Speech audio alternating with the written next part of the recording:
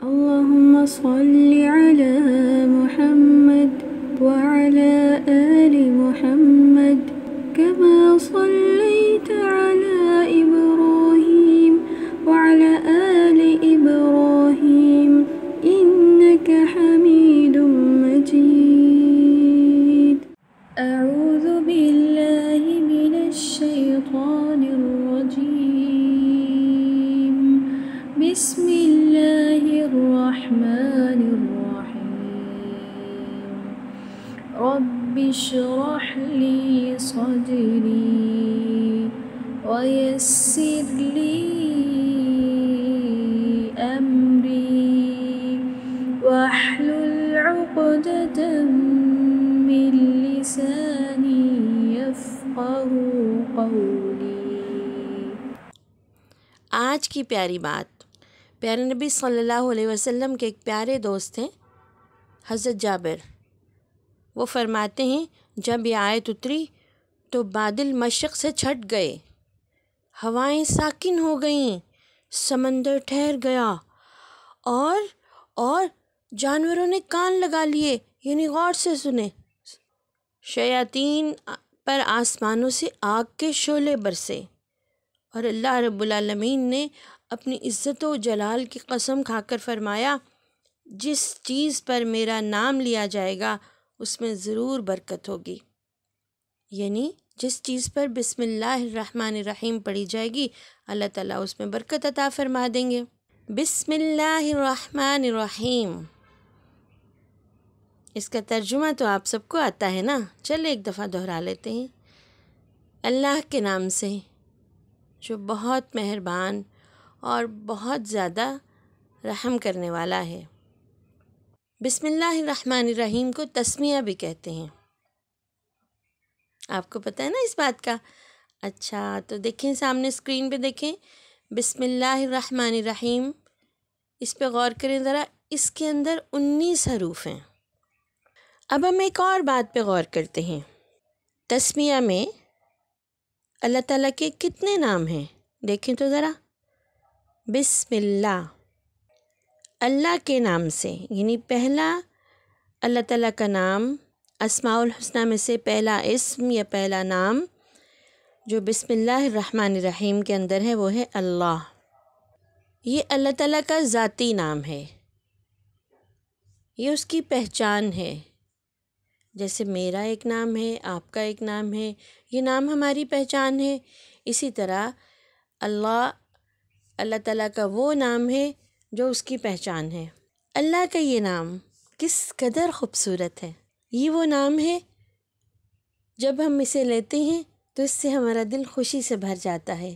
یہ نام اللہ کا ذاتی نام اللہ ہمارے دل کی خوشی ہے، ہماری روح کی بہار ہے، ہمارے جسم کی صحت ہے. جب ہم اس نام کو لیتے ہیں نا اللہ، اس نام کو ادا کرتے ہیں تو ہمیں یہ لگتا ہے کہ وہ ہمارا ہے اور ہم اس کے ہیں، ہے نا. یہ اللہ کا کتنا پیارا نام ہے. جب ہم اللہ کہتے ہیں تو ہمیں لگتا ہے کہ ہم اکیلے نہیں ہیں، وہ ہمارے ساتھ ہے. ہم کسی بھی مشکل میں اللہ کا نام لیتے ہیں تو ہماری وہ مشکل حل ہو جاتی ہے. ایسے ہی ہے نا. اب ذرا غور کیجئے اس آیت میں اور کون سا نام ہے اللہ تعالیٰ کا؟ جی الرحمن. الرحمن یعنی بہت زیادہ پیار کرنے والا، بہت ہی زیادہ، اس سے زیادہ کوئی اور ہمیں پیار نہیں کر سکتا. یہ اللہ کے پیار کی، اس کی رحمت کی صفت ہے کہ اس نے ہمیں دنیا میں زندگی گزارنے کے لیے کتنی زیادہ نعمتیں دیں. یہ سب کی سب نعمتیں اس کے رحمان ہونے کا ثبوت ہیں. وہ رحیم ہے، اس کی رحمت کبھی بھی ختم نہیں ہوتی، ہر وقت ہمیں گھیرے ہوئے ہے، ہر وقت ہم پہ چھائی ہوئی ہے، اس دنیا میں بھی اور آخرت میں بھی. تو اللہ تعالیٰ کے کتنے نام ہم نے تسمیہ سے سیکھے؟ اللہ، الرحمن، الرحیم. پیارا نبی صلی اللہ علیہ وسلم نے ہمیں ایک بہت پیاری بات بتائی بسم اللہ کے بارے میں، تسمیہ کے بارے میں. آپ نے فرمایا جو کام بسم اللہ کے بغیر شروع کیا جاتا ہے اس میں برکت نہیں ہوتی. آپ نے غور کیا ہوگا کئی دفعہ ہمارے ساتھ ایسا ہوتا ہے کہ ہمارا کام خراب ہو جاتا ہے، یا اس میں بہت زیادہ وقت لگ جاتا ہے اور جیسا ہم کرنا چاہتے ہیں ویسا ہوتا ہی نہیں، یا پھر ابھی ہمارا کام مکمل نہیں ہوا ہوتا اور ہمارا دل اس سے اچاٹ ہو جاتا ہے، ہم بور ہو جاتے ہیں، ہم اس کو درمیان میں ہی چھوڑ دیتے ہیں، ایسا ہوتا ہے نا؟ تو اپنے کام کو مکمل کرنے کے لیے، اچھا اور بہترین کرنے کے لیے، اور اس کام سے اپنے آپ کو اور دوسروں کو بہت سارا فائدہ پہنچانے کا ایک یہ ٹپ ہے، طریقہ ہے کہ ہم ہر کام سے پہلے بسم اللہ پڑھیں تاکہ اللہ کی طرف سے اس میں برکت ڈال دی جائے۔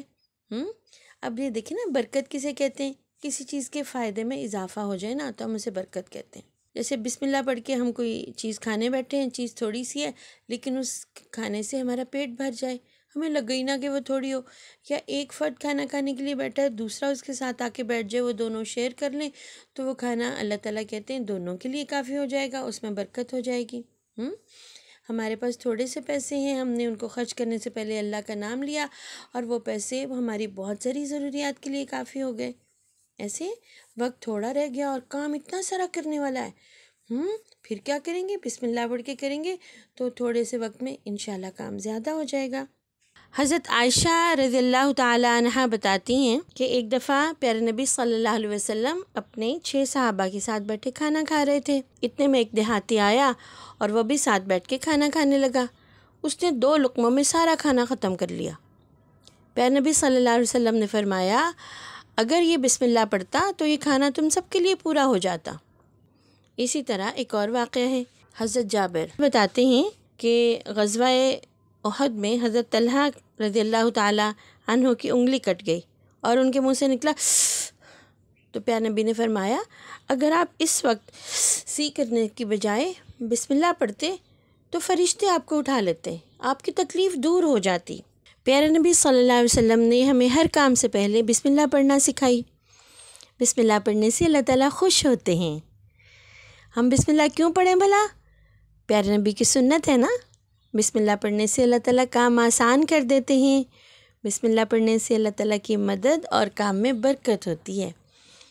آج سے ہم کوشش کریں گے کہ اپنے ہر کام سے پہلے بسم اللہ ضرور پڑھیں تاکہ ہم اپنے کاموں میں بہت سارا فائدہ لے سکیں۔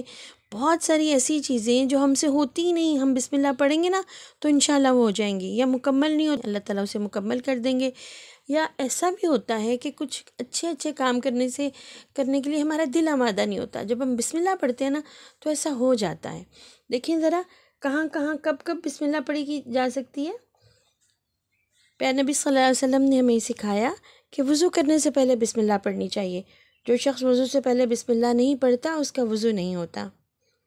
اسی طرح آپ کو یاد ہے نا بقرہ عید پہ جب کوئی بھی جانور قربان کرتے ہیں تو اس سے پہلے بھی بسم اللہ پڑھتے ہیں نا۔ پیارے نبی صلی اللہ علیہ وسلم نے کھانا کھانے سے پہلے بھی بسم اللہ پڑھنے کا حکم دیا۔ اور ایک بات اور، ہر سورت سے پہلے بسم اللہ الرحمن الرحیم جو پڑھی جاتی ہے نا، سوائے سورہ توبہ کے۔ آپ صلی اللہ علیہ وسلم نے نماز میں سورہ فاتحہ کے شروع میں بھی بسم اللہ پڑھی، یعنی ثنا کے بعد ہم سورہ فاتحہ پڑھتے ہیں نا تو سورہ فاتحہ سے پہلے ہمیں پیارے نبی صلی اللہ علیہ وسلم نے بسم اللہ پڑھنے کا حکم دیا یا سکھائی، آپ نے پڑھی۔ اچھا، اور بھلا کون سے کام ہیں جس میں ہم بسم اللہ پڑھ سکتے ہیں؟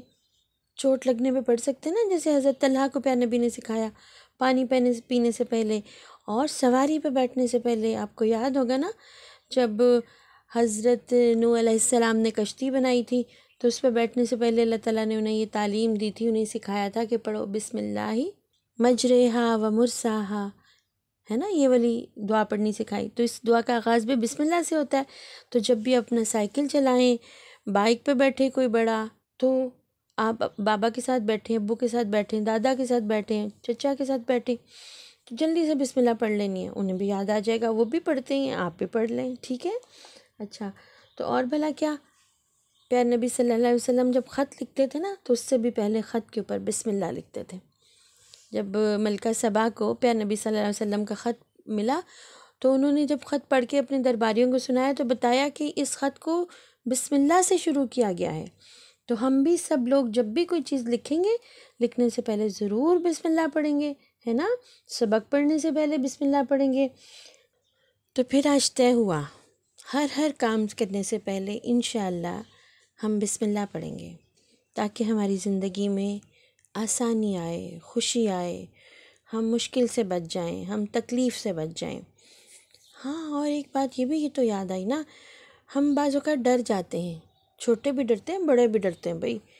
جب کسی بھی چیز سے ڈر لگے تو بھی بسم اللہ پڑھنی چاہیے، اللہ کا نام لینے سے ڈر دور ہو جاتا ہے نا؟